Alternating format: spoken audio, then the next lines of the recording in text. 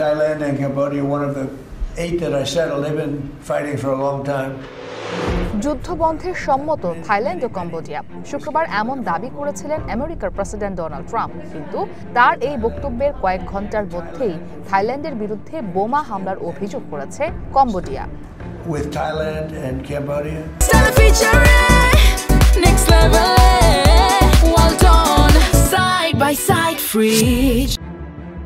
স্থানীয় সময় শনিবার সামাজিক মাধ্যমে দেয়া এক পোস্টে কম্বোডিয়ার প্রতিরক্ষা মন্ত্রণালয় জানায়, থাই সামরিক বাহিনী দুটি F-16 যুদ্ধবিমান ব্যবহার করে বিভিন্ন লক্ষ্যবস্তুতে 7টি বোমা নিক্ষেপ করেছে।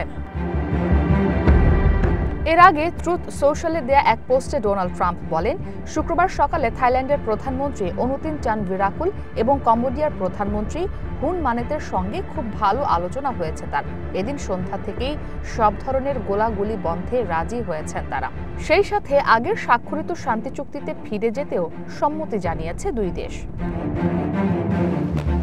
যদিও ট্রাম্পের সাথে ফোনালাপের আগেই সীমান্তে চলা দুই দেশের সংঘাতের জেরে থাইল্যান্ডের পার্লামেন্ট ভেঙে দেওয়ার ঘোষণা দেন দেশটির প্রধানমন্ত্রী।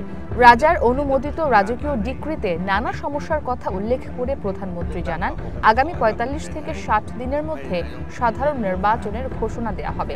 বলেন, এই মুহূর্তে পার্লামেন্ট ভেঙে দেওয়া সবচেয়ে সঠিক সমাধান।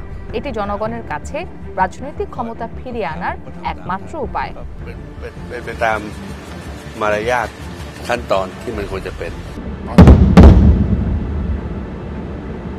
সপ্তাহ জুড়ে দক্ষিণ পূর্ব এশিয়ার দুই প্রতিবেশী দেশের মধ্যে চলা সংঘর্ষে এখন পর্যন্ত অন্তত 20 জন নিহত হয়েছেন।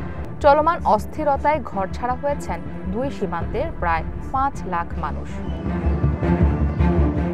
এর আগে চলতি বছর জুলাই মাসে থাইল্যান্ড ও কম্বোডিয়ার মধ্যে যুদ্ধবিরতি চুক্তি স্বাক্ষরিত হয়। সে সময় শান্তি চুক্তিতে সম্মত না হলে দুই দেশের বাণিজ্য সুবিধা স্থগিতের হুমকি দেন ট্রাম্প।